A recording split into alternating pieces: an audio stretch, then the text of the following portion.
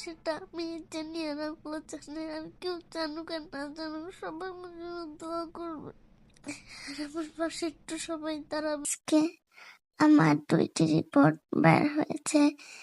একটি রিপোর্ট ভালো এসেছে, আরেকটা রিপোর্ট খারাপের দিকে। সবাই দোয়া করবেন যাতে আমি তাড়াতাড়ি সুস্থ হয়ে যেতে পারি। ডাক্তার বলেছে মেডিকেল আবার ভর্তি করতে আমাকে। এই মেডিকেলে যাওয়া আসা আমার আর ভালো লাগে না। আল্লাহ তুমি আমাকে তাড়াতাড়ি সুস্থ করে দেয়। আপনারাও আমার জন্য সবাই দোয়া করবেন যাতে আমি তাড়াতাড়ি সুস্থ হয়ে যাই।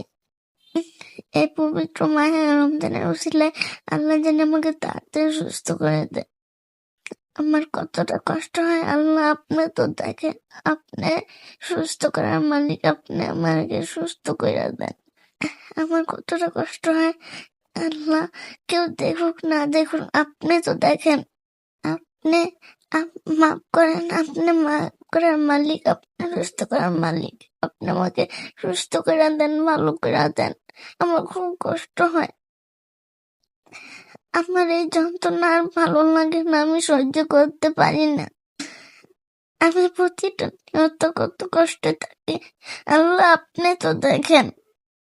এই পবিত্র মাহের রমজানের উসিলায় আমার তাড়াতাড়ি সুস্থ করে দেন, আমার ভালো করে দেন।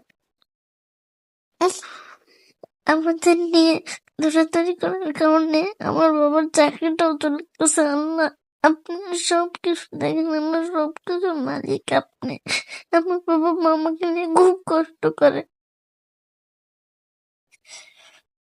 আমার চিকিৎসা অনেক ব্যয়বহুল হয়ে গেছে। আপনারা এই বিপদের সময় আমাকে কেউ ভুলে যাবেন না, আমাকে থেকে যাবেন না কেউ। আমার পাশে দাঁড়াবেন, আপনারা আমাকে একটু সাহায্য সহায়তা করে আমার পাশে থাকবেন। আমাকে বাঁচান, আমি বাঁচতে চাই। আমি আপনাদের মতন খেলতে পারি না, আমি খেলতে চাই।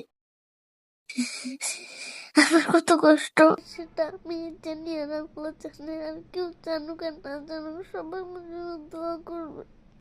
আর আমার পাশে একটু সবাই দাঁড়াবেন। আমি যদি আমার বাবা মা আমাকে নিয়ে খুব কষ্ট করে, যদি আমার বাবা মা আমাকে ট্রিটমেন্ট করতে পারে তাহলে আমি একটু ওষুধ খেতে পারি, সুস্থ থাকি, না হলে আমি আর সুস্থ থাকি না। আমার পাশে দাঁড়ানোর সময় আমাকে বাঁচান, আমি বাঁচতে চাই।